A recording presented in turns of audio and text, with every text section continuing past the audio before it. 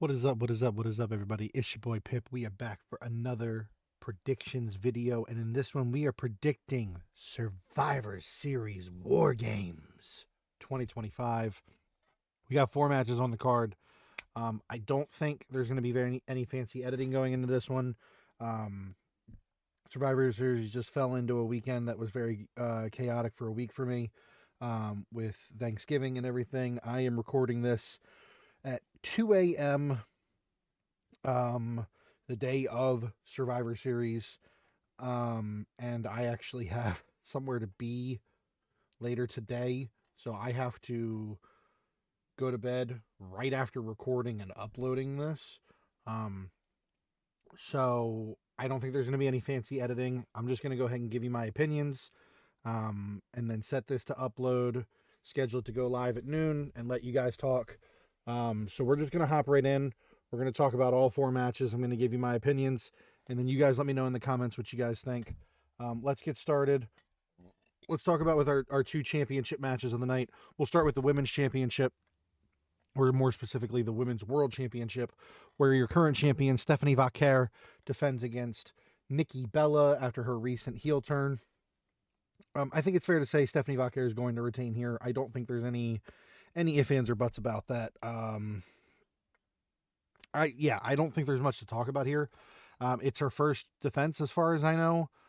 She's had a pretty short reign so far. She's been pretty protected so far. She's done some good stuff. She won the Crown Jewel Championship by beating Tiffy. Um, this is a good first challenger for her. She's been in a weird lull because of Survivor Series War Games build up and stuff like that. Um, so yeah, I think this is just a first feud and a start gap for her. So I'm going to go ahead and take Stephanie Vaquer here. As for our other championship match of the night, we have the Intercontinental Championship being on the line as your current champion, John Cena, faces off against former champion Dirty Dominic Mysterio in John Cena's second to last match ever. I think this one is a little bit harder to predict because I could see either person winning here. There's arguments for both sides. I actually really want Dominic to win here because I'm pretty confident that Gunther is gonna win the last time is now tournament, and I don't want Gunther to win the IC title. But I do have some interesting ways in my head on how we could handle that going forward, especially leading into WrestleMania. So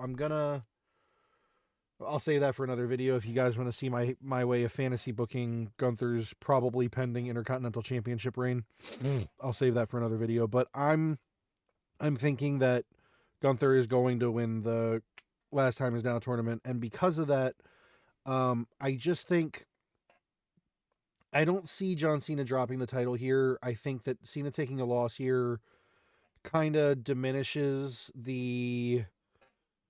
If he loses his second to last match, what's the special thing about beating him in his last match? He's already lost a bunch during this retirement tour.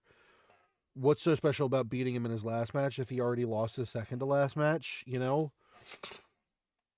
I think that there could be shenanigans afoot. But I just think having the title on the line in his retirement match and a does he retire champion or does he not adds that added stake to it. So I'm going to say he retains here, but I do think this is one of those matches that could go either way. Now we'll talk about the 2 War Games matches. I think these are going to eat up a bunch of the card. We'll talk about the women's War Game match first because I do think that is the one of the two that is more predictable.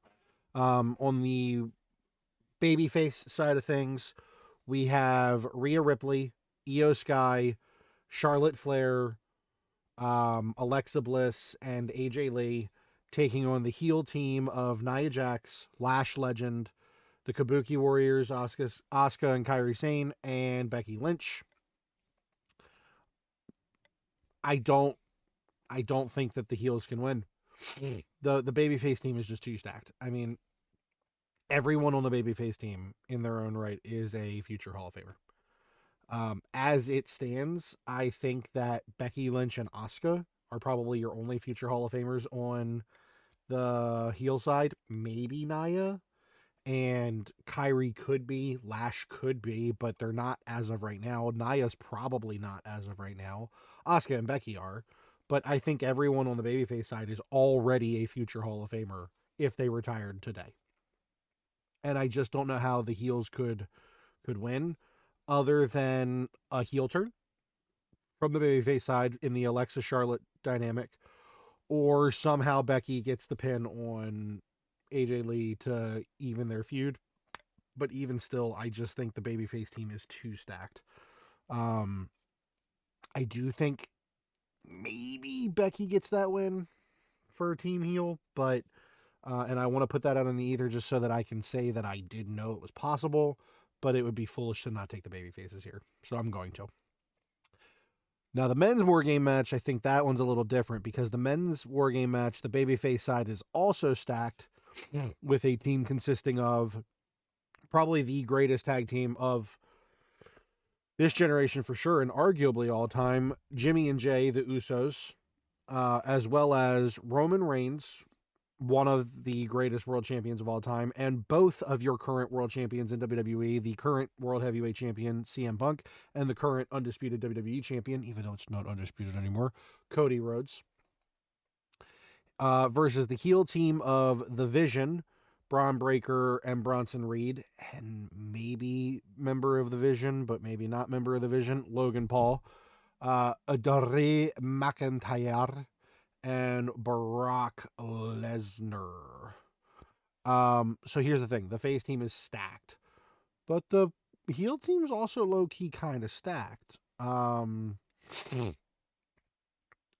opinion. Either Jimmy or Logan is eating the pin here. Bronson, not eating the pin. Braun, not eating the pin. Brock, not eating the pin. Drew, not eating the pin. Cody, not eating the pin. Jay, probably not eating the pin. Roman, not eating the pin. Punk, probably not eating the pin. So that leaves Logan and Jimmy. I think because I think the heel team is going to lose in the women's match, I'm going to take the heel team to win in the men's match. I also think that the heel team has more to offer going forward for the men's match. I think that the heel team needs it more for the men's match, and I think that the heel team is building. The heel team winning builds for the future in the men's match. You can build future storylines out of it if the men win, the heel men win. So, yeah. But that's all I got. I'm not going to go super crazy in depth. I think Survivor Series is fairly cut and dry. So, with all that being said, that is going to do it. Let me know what you guys think. And with all that being said, as always, I am Pip. Y'all are the greatest. And when in doubt, we'll see you next time. See ya.